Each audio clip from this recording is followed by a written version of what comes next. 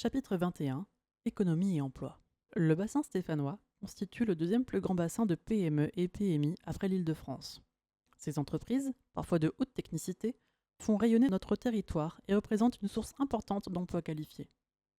Nous nous appuierons sur ce tissu économique dynamique et nous agirons pour le renforcer dans une trajectoire soutenable, à la fois sur le plan écologique et social.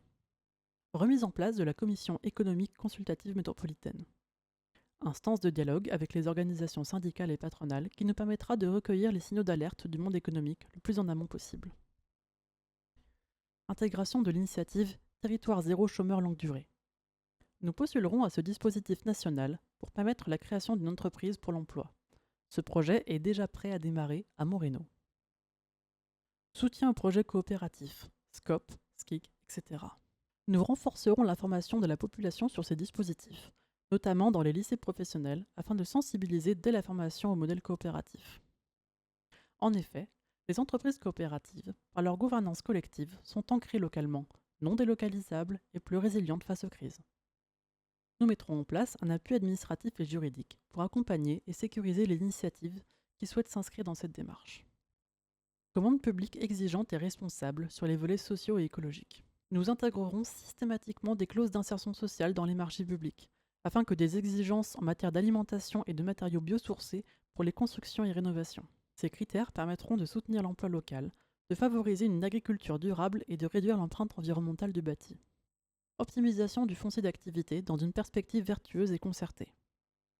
Nous optimiserons l'utilisation des zones d'activité existantes afin de limiter l'artificialisation des sols et de préserver les espaces naturels. En favorisant une meilleure densité et une organisation plus efficace des sites déjà aménagés, nous encouragerons le développement économique tout en respectant une logique de sobriété foncière.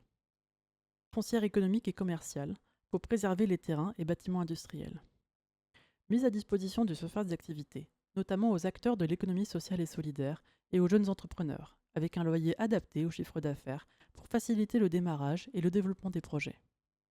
Nous mettrons en place une foncière publique afin de maîtriser le foncier industriel et d'éviter toute spéculation ou sa disparition. Proposer des baux progressifs pour soutenir l'installation des commerces. Nous proposerons des loyers très faibles au démarrage afin de réduire le risque financier lors des premières années d'activité, puis un loyer progressivement indexé sur le chiffre d'affaires. Cette adaptation aux réalités économiques actuelles du commerce permettra de favoriser la réimplantation et de soutenir la pérennité des activités de proximité. Priorisation aux marchands alimentaires sur les marchés et sécurisation des emplacements pour les nouveaux vendeurs qui souhaitent se lancer. Une attention particulière sera portée aux produits locaux afin de soutenir les circuits courts et les producteurs du territoire.